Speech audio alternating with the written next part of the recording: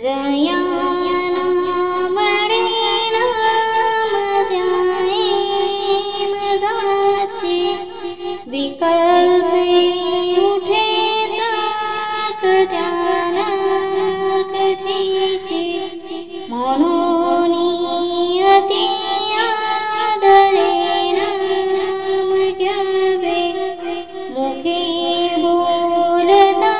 दोष जाती स्वभावे आती लीनता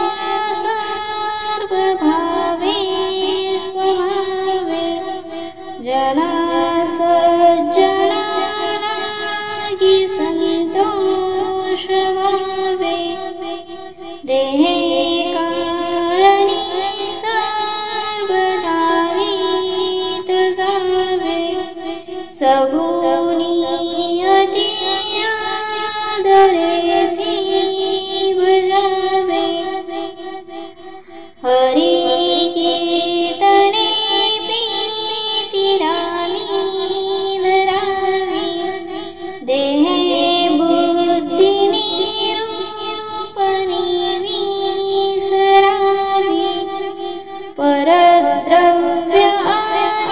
परद्रव्यानिककान्ता परावी यदर्थे मनसांडी जीवी करावी क्रियेविन नाना